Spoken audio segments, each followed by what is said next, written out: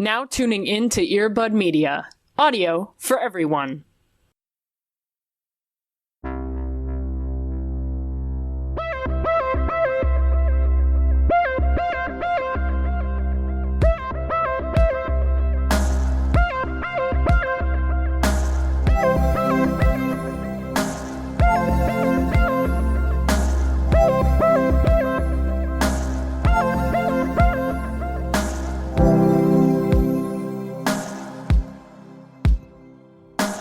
Laptop's at 69%, so I'm like good. Nice, dude. It's kismet. Sick.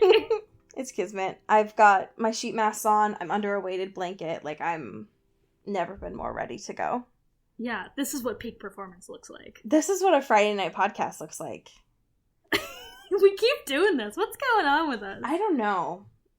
We're getting loosey-goosey. Also, we took a week off, so we're getting back into it. We're back in the saddle. The holidays... Back on our bullshit. Listen, alright? We work so hard. We never take breaks, okay? We're not those people who are like, oh my gosh, like, an emergency happened. We planned it, alright? Like, we're very consistent. Fine. We let you know as listeners that things happen. We're not those folks. It's been like 3 years, alright? Can we have a Christmas off? Like, fuck, alright? Goddamn. I love just this hostile energy came out really from nowhere at all. I really love that. I don't know. I just... Listen, alright? It's episode 150, okay? It's the last one of the decade. Woo, woo, woo, woo. First of all, 3 years. We've done 50 episodes a year. That's a pretty good track record.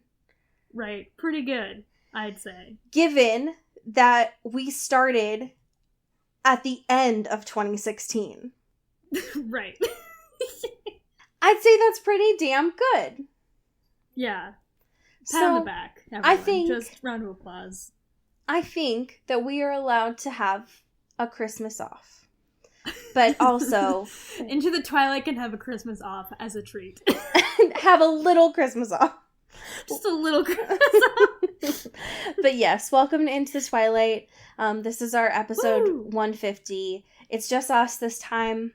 Yeah. It's just us. Pop open a bottle of champagne. Do I have anything that I can make that sound? Is this... Oh my god. Is that anything? Say, do I have any champagne? And I know the answer is no. No, I don't have anything. Did that sound come through? Was that anything? Is that... That's my... Yeah, that was perfect. That's my depression medicine, but, like, that counts, so... That was my fucking back getting out of place.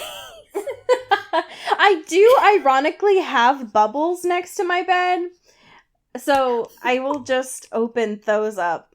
And I know that that's enough, like, you can't hear those, but I will just blow them and confuse my cat a lot during the podcast. Oh, yeah, he's very scared. Just kidding. Image. Just kidding. He's terrified of those. Never mind. So, yes, happy last episode of the decade. Cody, how the fuck are you doing?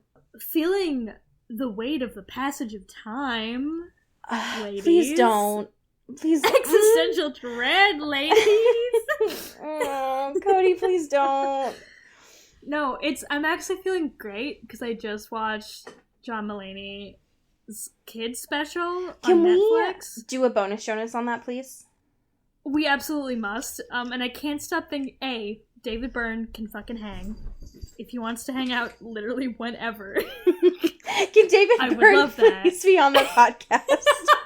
David, hear me out. You've probably done weirder things, so hear us out. But also, Jake Gyllenhaal has either seen or done a murder before in his life. I agree. Also, Maggie is always welcome on the podcast. Oh, sure. Jake, I'm looking at you. You have some things to work out before you can get on this podcast. Oh, but no, Maggie... Jake can come on anytime. Honest to God, I feel like if Jake swapped with you on a call, I feel like it would take me a solid, 5 minutes before I noticed. The chaotic energy would be the same. Here's the thing about Jake Gyllenhaal.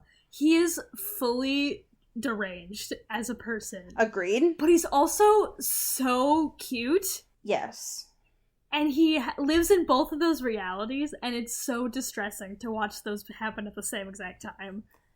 But it's also intriguing. You're like, I'm interested, I like it, but I'm scared.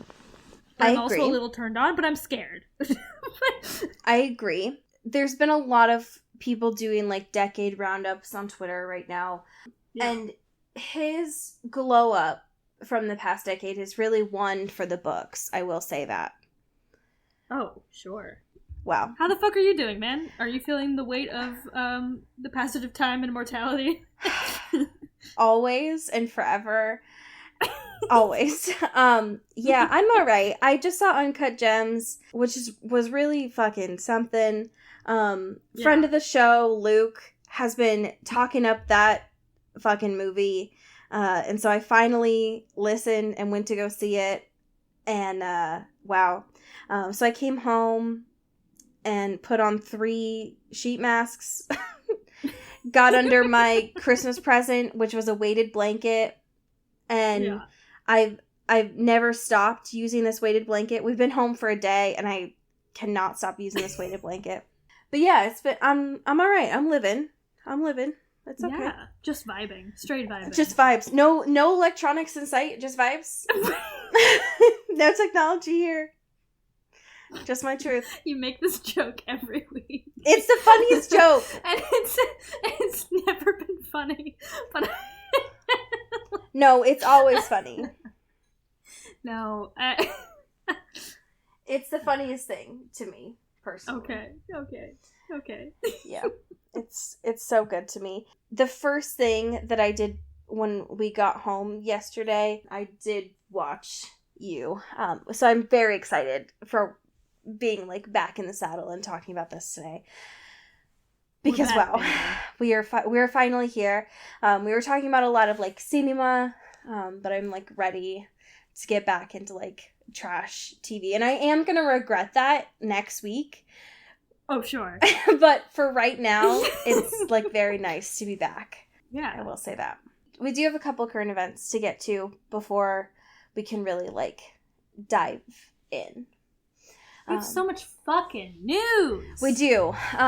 We have a lot of K-Stew and our Pat's news, and then we'll kind of like get into my boy Penn. Would you, my son, would you like to start with K-Stew or our Pat's today? Of course. Oh shit. Let's do K-Stew. Okay. Let's do K-Stew. All right. Then why don't you start us off? Welcome back to K-Stew Corner, everyone. Beep, Where's beep, your toy? It's in the other room. I'm not gonna go get it. It's too far. Oh my god. But I just need you to feel it. Okay. All right. That's fine. It's K-Stew Corner. Great. And K-Stew was named the Actress of the Decade. Wow. By the Hollywood Critics Association. And this, when it happened on Twitter, it blew the fuck up. People had a lot of feelings. That's for sure. A lot of feelings on all spectrums of opinion. That's for sure. It was huge. It got ratioed to shit. And quote tweeted a lot. People were not happy. People were not happy. The gays were happy, you know? Yeah, I mean, like, and our we were corner, happy. our corner of the internet was happy. Right. Our little home that we've made was very good and sustained. But the rest of the internet, who also saw it, was a little less so. And I think with reason, right? Because, like, that's kind of a ludicrous award to give. Right. Not to say that K-Sue is not a very good actress and has done really good stuff in the last decade. But, like, the actress of the decade... Right. I think is a step. Yeah. So maybe we're not... I think it's a bit of a leap. It's a hop, skip, and a jump from maybe that. Especially in this article that's like, oh, in the same world that Viola Davis is living in, K-Stu's got an actress of the decade. Which, like, sure. Valid critique. Yes, I agree. I think... There's a part of me that's like, yes, obviously, of course. Like, the right. glow up is real. Right. Yeah. However, I I recognize fully that is coming from, like, the privilege that is there is palpable. Right. And she is still quite young. And so I think that... Yeah. I think to give it to someone that has been in the game a little bit longer might be fair. Yeah. Because, like, to me, it feels like Kristen Stewart's real acting career is, like, just starting. Yeah, and, like, she's been in the game her whole life. Right. I get sure. it. But I all of the critiques are incredibly valid. Yeah. However, in the corner of our world, in the scope of our podcast, huge win. It's great. Yeah. I love it. Yeah. And I'm very happy about it. That's for sure. Yeah. So, yeah, I'm very proud. However, the critiques are there and I see them. Yeah. And honestly, I agree. Yes. However, yeah. I will celebrate the win regardless. Right. Yeah. Just let us have this. Yeah, honestly. For a minute. Yeah, just can we have this one though? Yeah, what is our other news? Since you started with the good one and then we're kind of coming down a little bit. We got Charlie's Angels box office flop news. more apparently. Wah. Hey, since we last recorded, it has made more money. True. Still not very good. They made like $5 million more than their budget, so not great, but not a loss. Everyone can now buy a bag of goldfish with their earnings. Right, exactly. Hey, last time we were like, they made $8 million, and I was like, what happened? So things are better. Not great, but they're whatever. Still technically a flop and a pretty big failure on that larger scale. And then K-Stu finally said something about it, saying like, hey, I don't really feel that bad because like I think we made a good movie and I think we had fun and that's great. It's not like whatever, which is great. It feels like their whole press tour is just like, we just had a lot of fun making this movie. That's true. Please see it. That's it. That's fair. Yeah. Speaking of which, I went on Christmas Day to go see Cats for the second time. Jesus. Allie went to the Jellicle Ball. Listen, that's a whole different story. But during that time, we were in St. Helens again because every time I go to see Chris's family, I'm constantly reminded of the fact that it is where it's just a filming location and I'm constantly happy. Anyways, they had a whole bunch of movie posters there that they were trying to get rid of to people's families. They were like, take one so we don't have to recycle these. And so I dug through them, aka Chris dug through them, and I was like, can we please go? And he was like, can you just wait? I believe that there's treasure in here.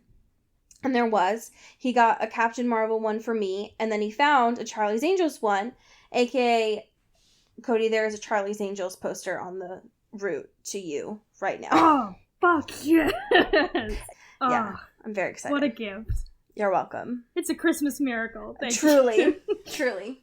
Next up is something I'm very excited about. Some Robert Pattinson news. It is about my son, Robert Pattinson, and my father, Christopher Nolan. Oh my god. Who is celebrated in this house. Yeah. Who's honored in this home. Coming to ABC next fall. Yes, the sitcom we've always wanted. My dad and my other dad. Anyway, so the trailer for Tenet recently came out. And folks, I'm so excited. I'm so excited.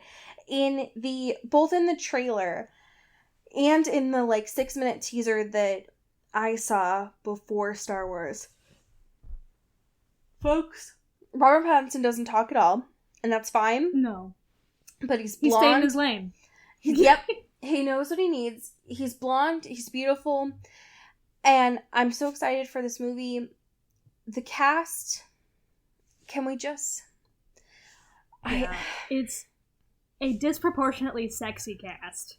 It's unreal. Christopher Nolan was like, I feel like he looked at both of us personally and was like, what is the best cast that we can get to just fuck up you all personally? Yeah, and they're succeeding. They are, yeah. The fact that Robert Pattinson's in this, John David Washington, Elizabeth Debicki, all of these folks that are going to be beautiful to see. And I'm very excited for this espionage film that has, like, weird, magic-y things to it. Very excited. They're going to be wearing suits and weapons, and it's going to be so sexy. It is, yeah. Fuck. From the, like, 6 minutes that we saw before Star Wars, it is a whirlwind, and I'm incredibly excited. So, yes. Speaking of sexy, we would be remiss not to talk about Robert Pattinson, who this week mentioned that he has a little bit of a plan set out. Just a backup plan. Yeah. A plan B. Yeah, you know, everyone has a plan B. But Robert has a plan B that should Batman just, like, not go the way that he wants. And if it does fail miserably, his plan is to do art house porn. Okay. So, and I think we should talk about it. Guys, we gotta organize. And I think we gotta all just hold out opening weekend. None of us go see it. And I know none of us. And I know that I've previously said on this podcast, like, I'm very excited for Batman. All the cast seems great. However, I don't know her. Batman who? What? Sorry. I don't care anymore, is the thing. I don't want to see. Listen, he's already done art house porn. You've seen The Lighthouse. That's what that is. And You've seen I just want more of that. Just give me more of that. But also just fuck. Listen, we've talked about the Dior commercial. Listen. You've all seen our Twitter and the kind of photo shoots we've posted from young Robert Pattinson. Like, he has experience, so he has the power within him. And all I'm saying is, I just think that if we really organize, we could make waves. You know? This was really funny, though. I'm sure, like, this headline was, like, you know, this headline was circulating a lot last week on Twitter. And I can just imagine, like, Gaspar Noé or something looking at it being like, I could just put you in an art house porn. That's true. You could just make one. I could just have you in a movie. Yeah, don't say it twice. You don't have... You could just come on around these parts. You can come over here and come to do my freaky shit that I like to do in France. Come on over. It'll be great. Done. That's fair. He could just do... He does have influence, so... Yeah. Oh, I can't keep thinking about it. We have work to do today. Okay. We have a job. We do. We do have a job. And our job today is that we need to talk about Penn. Kevin. We also need to talk about Kevin. Thank you. We do. We need to talk about Kevin. We also need to talk about Penn. So You season 2 is out. That's why we are here. We've gathered you all. Gather on the fire. Come on in. Story time. We're looking at this Vanity Fair piece right now. Penn has done a lot of press currently talking about how he hates his character, very like Jamie Dornan style. Right. Life is so hard for him because Joe is an awful person and having to act that out is so tough for our short king. So, Yeah. I'm trying not to read too far into this because apparently there are spoilers and I don't want to spoil myself. So. Yeah. Basically, he gives him a lot more credit than I think is worth. I agree. He's like, he's just like a really sad character because he like believes all these things and he's like, he doesn't know, and it's just like such a twisted way of living, and it's just like, okay, yeah, but like, but it's Joe, and he's a murderer. Right, and it's just like, it's not even that he's a bad dude, which he is, it's just, he's not even that interesting enough to warrant him being a cool, complicated murderer character, Right. He's just a dude that I just want to, like, shove into a locker. He's just like a fucking dweeb who doesn't understand anything and just wants to fuck women, and then when that doesn't work out, he's like, oh, murder time. Yes, I agree. And that's it. It's not that deep. It's not that complicated. Yeah, he is not particularly well written.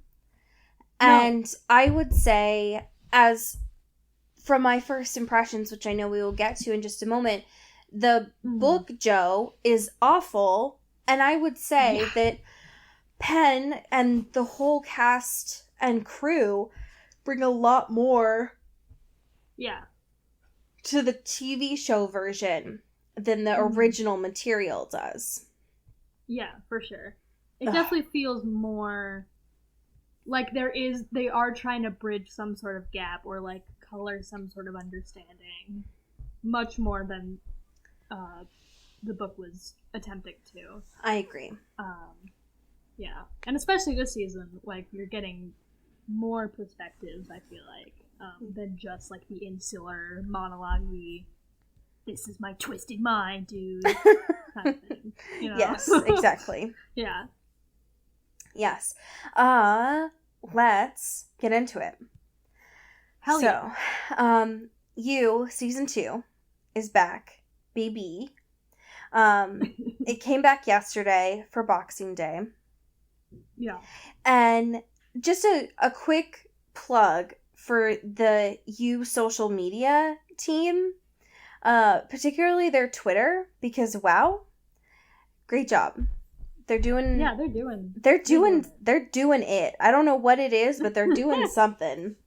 It is very hard, I will say, to watch this show just like one episode at a time. Oh yeah. It was very hard to just be like, okay, this is a new, like, the whole season is out and I just have to like watch one and then be done. Just the one. Yep. It's Especially a very intentionally binging kind of show. Right, exactly. Especially because I don't know your thoughts about this yet, but like the quality was way better for me. Oh yeah. Like, yeah. I enjoyed myself a lot more in this first episode than I felt like I did the entire season last time. Yeah. Which it felt like they really got the money situation going. And it looked so good.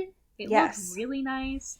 And everyone, for the most part, except for one particular character which we'll get into, was a lot more interesting. There was a lot more interest, I feel like. Things were engaging. And it was very much like a setup episode, obviously. Because we're in a new place. We're in sunny Los Angeles. Right. Things are different. Joe's hiding. As always, he's being a little scam, hiding in the gutters. Little fucking rascal, rat boy, in the fucking streets. But yeah, I fully went into this expecting it to be like, not only last season, but especially kind of like, I still felt a distaste in my mouth from the book of being like, I'm gonna fucking hate this. And then I watched the first episode and I was like, God damn, like, that was a good piece of television. Yeah, it's definitely fun, for sure. And I was not expecting that. Especially because I think what I had seen of it, like, hinting at it, like, we saw the names of the characters and I was like, oh no. Like, this is gonna be bad. Yeah. So, it was rough. What were some of your, like, initial thoughts from the first episode? How did you feel about Love? I hate Love. No! What do you mean? I hate her! Like, the actress or the character? All of it. No! What do you mean? Yeah. What do you mean? Okay. To be fair, she did kind of get me around when she's like, I have a past, and I was married, and now I'm widowed. I'm like, fuck, now I gotta feel bad for you, and that's upsetting. Whatever. But Love fucking sucks so hard. So, she's worse than Beck, I'll say it. She's fucking worse than Beck. No! Yes! Yes! Tell me everything. Tell me why. Everything about her sucks. She just causes stupid scenes at the DMV for no goddamn reason. She's everything that was awful about Beck, and like this, like the things that Joe specifically was upset about Beck for, like her being super vain and self-centered and stuff, are far more apparent in Love than in Beck. That's true. Like, I mean, true. And Beck had her problems, but like for some reason, and this is kind of this main thing that I'm seeing with this first episode that I was like not super into, is like this Love connection is so much faster than the build-up of season 1, which is fine, but like it felt like it happened overnight, and like they met each other and they're coworkers, and then they're like, oh, are you flirting with me? I can't flirt with anyone, I'm a solo, bye. And then he's like, wait a minute, let's fall in love. It's like, wait, what happened?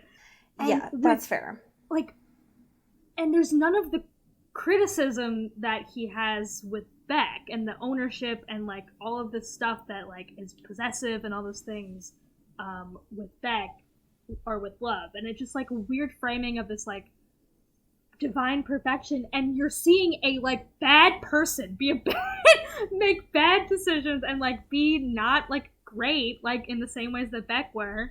And it's like, what is happening? What? Okay, fair. I agree.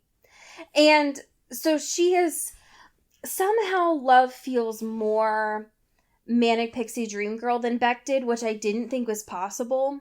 Right. Yeah. However, I feel like I have a soft spot for Love for two reasons. One, because I like Victoria Pedretti from The Haunting of Hill House. Oh, sure. And I feel like that is giving me a little bit of a soft spot for the character because I like the actress. Uh-huh. And two, she does a lot of shit that I do, and I'm like, oh, okay. Yeah. Like, I would also turn to a person in a grocery store and be like, hi, sorry, does this peach look like a butt? Like, I would do that. That was charming, though. That for sure. A great introduction, very good. Everything after that, I'm like, this is not as fun. We're not having as much fun as we were back then with the peach. And, like, I would also yell at someone in a DMV. I don't know that I would be that obnoxious of a white woman, but the fact that DMV person was like, I'm not going to talk to this person because they speak Arabic, I was like, what the fuck, though? She is just so obnoxious white lady, though. This whole episode, she is so... And, like, I guess the whole thing, too, is, like, Joe hates LA because LA is full of vain people that, you know, are, like, the bane of humanity that love social media. And they're awful, and they don't read books, and they're not, whatever. And that's, like, a big thread that he's, like, trying to, like, love a city that he doesn't want to be in or whatever. But, like, she is the representation of all of that. Right. All of those things that he, like, touts day and night that he hates. Yes, I agree. It makes no sense that he likes her. Yeah. Okay. So, to back up a little bit. Yeah. How did you feel? Because I want to walk through the structure of this because of the fact that, like, the way that it starts and then the way that the episode ends is like, whoa, what the fuck? You can very much tell that this is like a Sarah Gamble episode, I guess. How did you feel about the recap at the beginning of, like, hearing Joe tell the story of Beck, but, like, through his words? Yeah. It's, like, exactly what I was expecting the whole thing to be like. Yes, I agree. And I'm glad it wasn't, but I am still annoyed that I had to put up with, like, the 2 minutes of it that it did take up of the episode. Where it's just like, here's season 1 in the same exact way that we told it, and through my, ridiculous, insular, like, I'm always right, and I've never done anything wrong, and I did it for love, Beck, obviously. I did it for love, and I'm a tortured person, because I'm a slave for love. And whatever, and it's like, you're full of shit. Yes. That wasn't a fan. Not great. Yes, it was awful. One of the weirdest things about this is, like, so Joe, like, becomes Will, he gets to LA, and then they do that whole thing of, like, what it seems like every East Coast transplant to LA person does, where they're like, they look at everyone taking pictures on, like, fancy walls, and they like hiss at them, and it's like, okay, like, we got it. They're all at their Instagram little sidewalks and doing little selfies. And he's like, God, you vapid fucks. He was just so awkward. Because we don't have pink walls in New York. No. Nobody's ever taken a photo. No, we're definitely not, like, a major tourist hub. Absolutely not. I loved, though, that he showed up and Delilah was able to get him an apartment without any fucking paperwork. What is that? Yeah, that was magical. Also, I'm obsessed with Delilah. Like, yeah. Who is she? I love her. I'm very interested in her whole story. Love a lady landlord. Love a young lady landlord. Yeah, and I love that it made me feel so uncomfortable when Joe was, like, unpacking his stuff and he had, a Target bag, because the idea of Joe going to Target in LA seems impossible to me. Yeah. And then also, which we later find out, like, it makes sense, but, like, him having a telescope. This motherfucker, that's his only possession. He has it's his no only other piece bags. Of furniture. He has nothing. He came into a furnished apartment with a Target bag and a goddamn telescope, and that's it. And you can't go anywhere and buy a telescope. Like, where did he get that? Yeah, I have no clue. Did he go to the Griffith Observatory and be like, hi, can I buy your telescope? It's like a big telescope. It's a huge telescope. What the fuck? Like, yeah, I want to be on the second floor so I can fucking peep on some dudes. Like, he just has this massive fucking telescope for no reason. It's ludicrous. Oh my god. It was so terrifying. How did you get this? What happened? I don't understand. How do you already have murder connections in this new city? I don't understand. I don't get it. How did you get this on a plane, Joseph? How did you get here?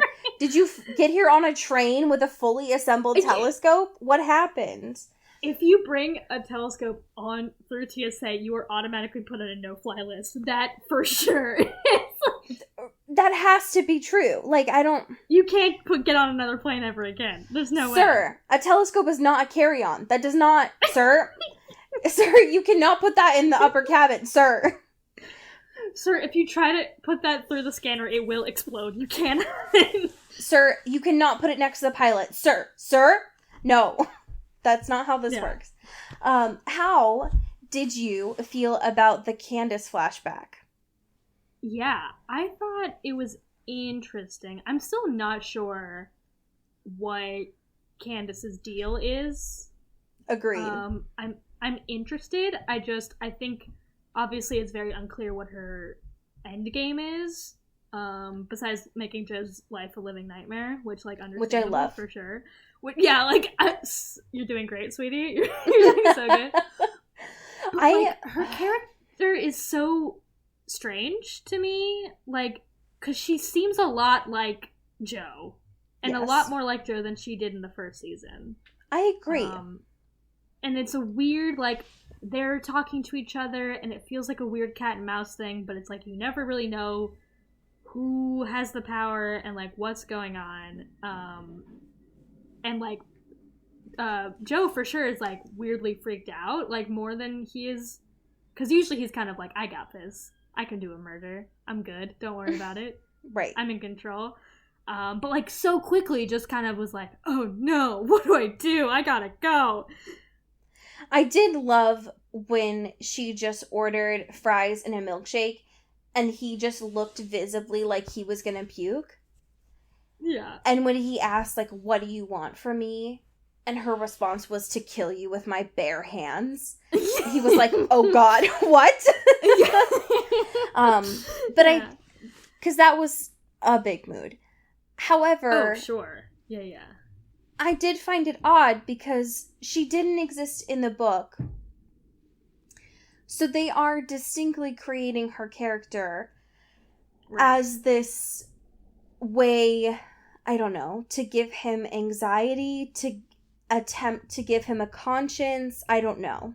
Right. Yeah, it seems odd. like a good effort to peel back the curtain or, like, try to humanize him or whatever. Or, like, yeah, make him question himself and his motives or whatever. Because a lot of time, too, in this episode, he's, like, more questioning himself in a diluted way for sure. But, like, he's like, oh, I'm a different man. I'm not going to do that anymore. I'll do this. Like, I'm better. I'm whatever. But yeah, it feels like there's definitely more of an effort to be like, oh no, maybe he does not want to murder, but he does. He wants to murder. He wants to murder. He wants to murder. He wants it. Yeah. We have to talk about my favorite part of this episode, which is, like, after he gets the job at Nirvana spelled backwards. The worst establishment I've ever seen in my life. The combination biggest grocery coffee store. shop, bookstore, grocery store / vegan utopia, or like, I hate it. I hate everything about it. I don't know. I think it's hell. it does. It sounds like actual hell. It is bigger than a Costco for some reason. I don't get it. Like, who has all this space in LA? It's run by some 24-year-old, like, with a trust fund. It's like, I'm so confused. For real. And my favorite part of this episode is when he starts to do the, like, hello you to love, and then he cuts himself off and is like, no, stop. Like, you cannot do that. It was the most, like, self-referential part, and I loved it so much. If this show becomes just like a comedy, I'm fucking in. Like, I want it. Buckle up. I'm in. Because that shit was the best performance of this whole goddamn thing. I agree. It's like, all right, back on my bullshit. No, shit.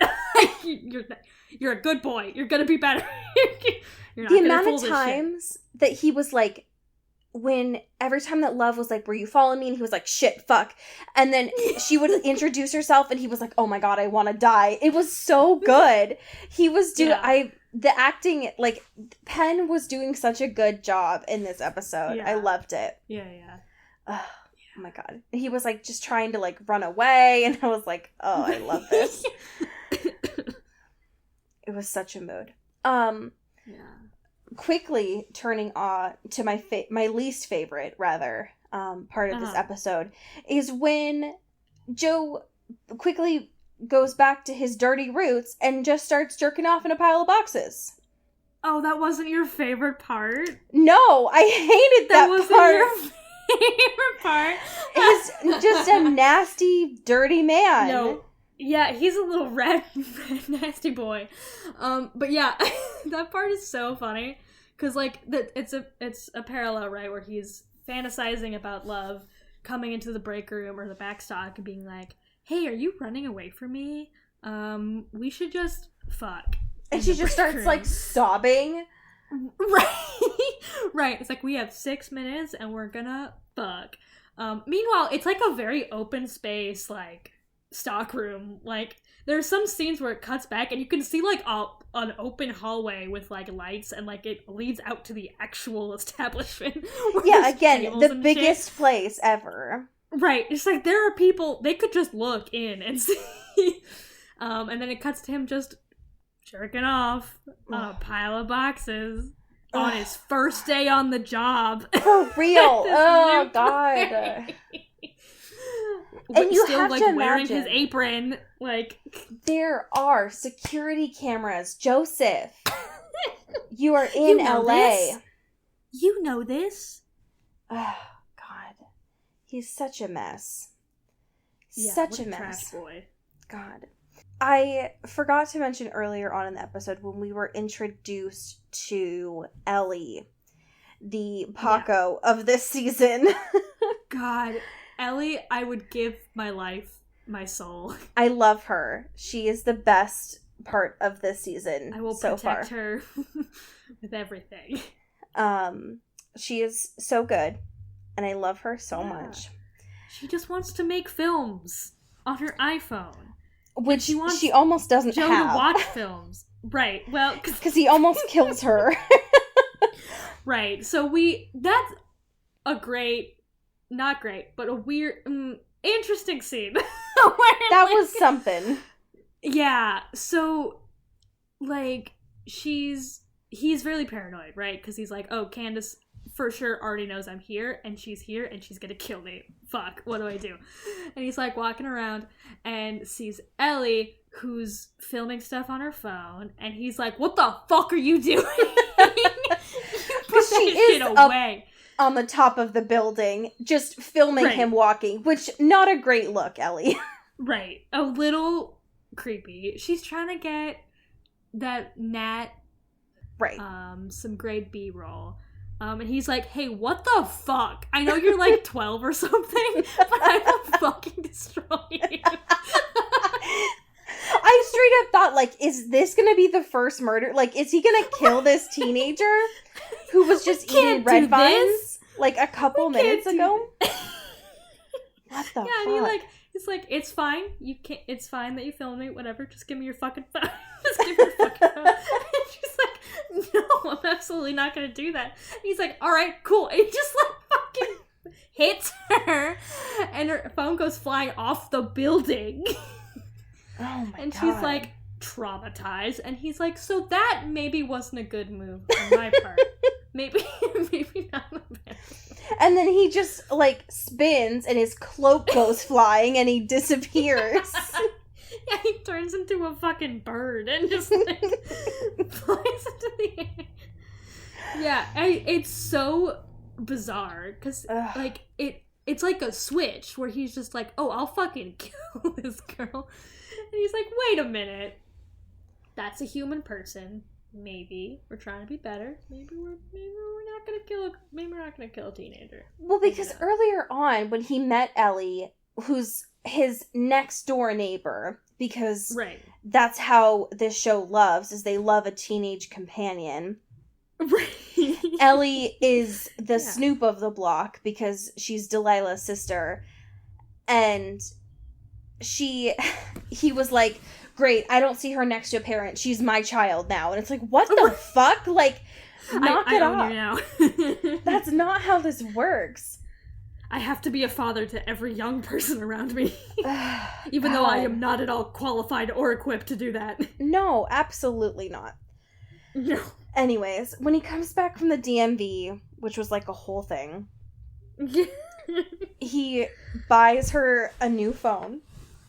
Yeah. And Ellie decides to teach this man how to take photos and to go on Instagram. Yeah. And we like watch him make a Facebook and take photographs, and it is like a whole thing.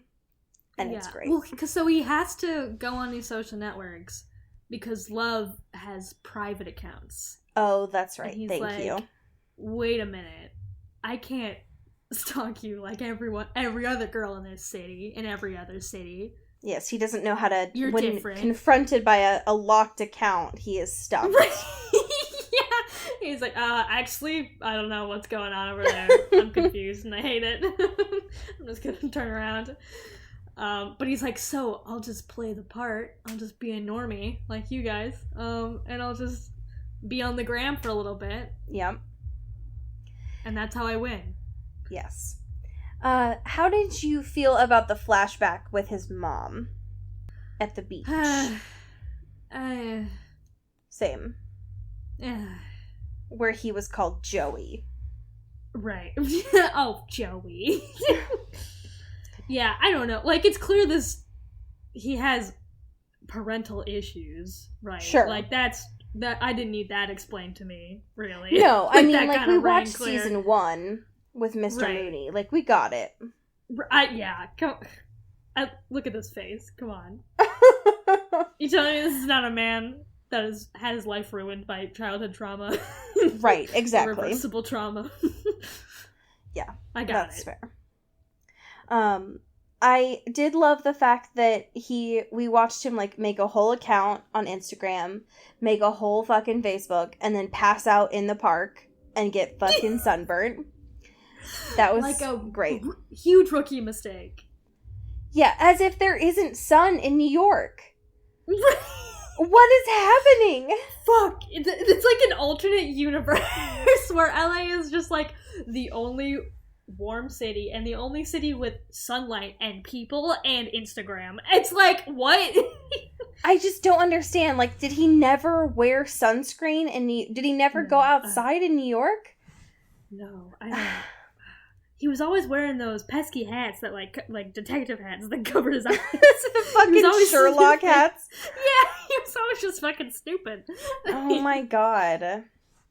Yeah, I guess. It's ludicrous. But again, like, the best parts of this show are, like, when it's funny. Like, that's true.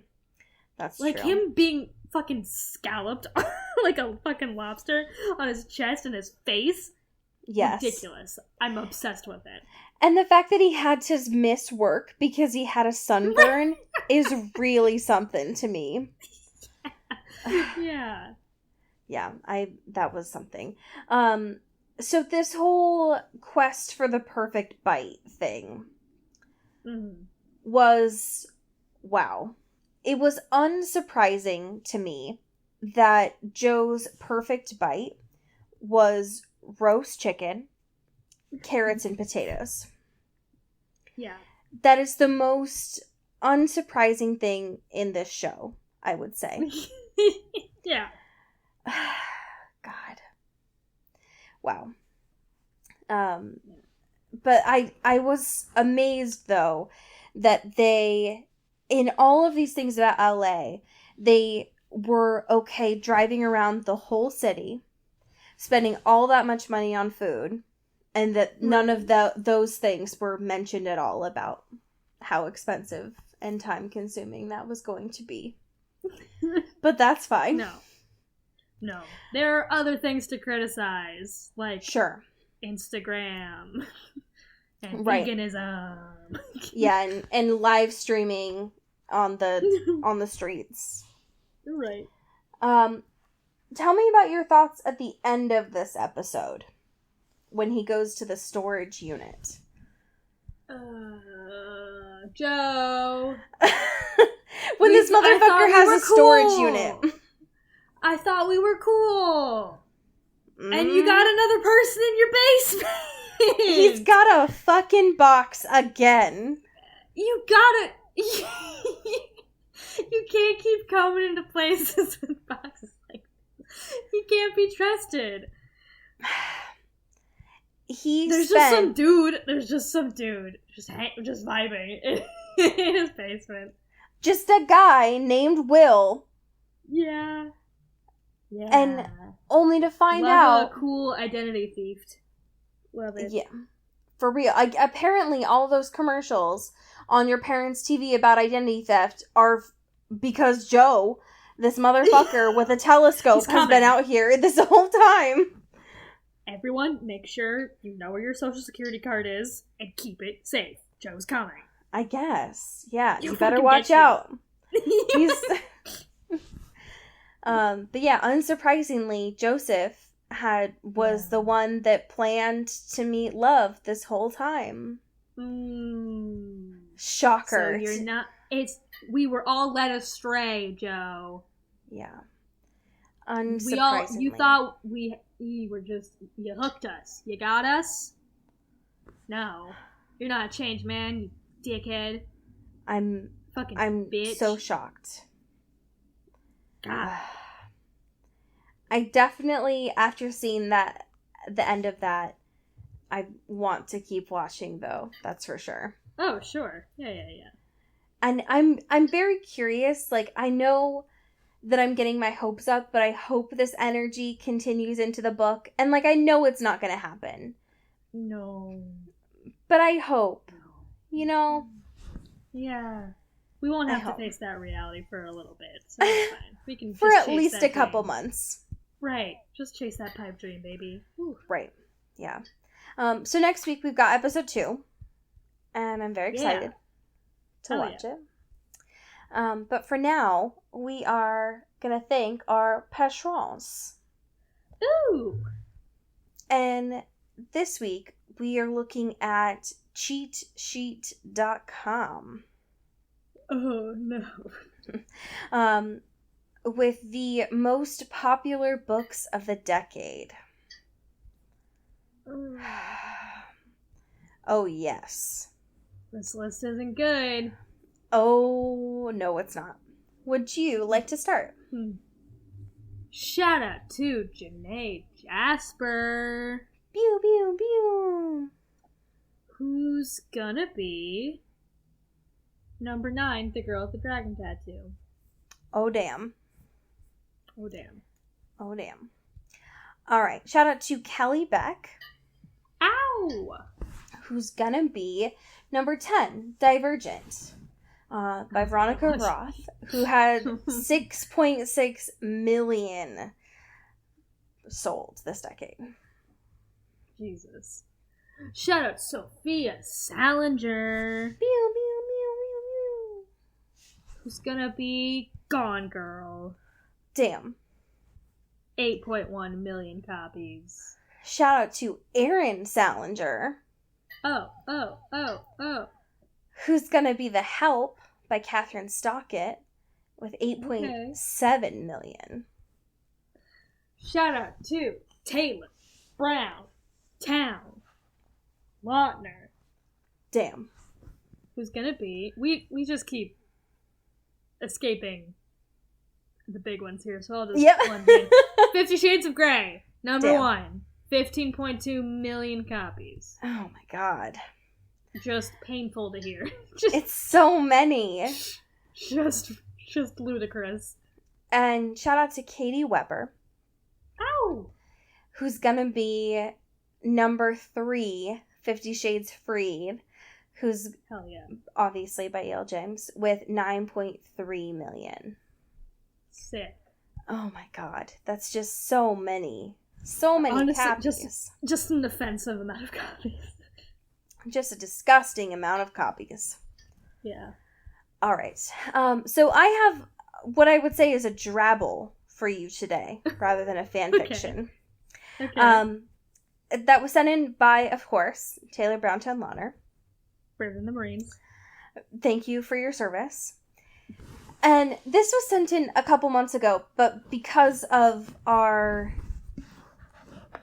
guest episodes, I have not had to search for fan fiction in a minute.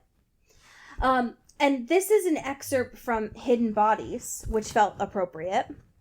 Oh. And so Taylor said, "Here's the only excerpt from Hidden Bodies that matters to me." Oh, God. Okay. And here we go. "There are words engraved on her inner thigh, journey lyrics, as if they need to be on her inner thigh after they've been used in The Sopranos and Glee and every bar in America. I know it's lame," she says, as she pats my head, ordering me to stand. "But you can't live here unless you believe." End scene. Sorry, what? I honest to God, I have no idea. All I know is that it comes from Hidden Bodies. So it's just a little preview. Just a little amuse-bouche. Oh.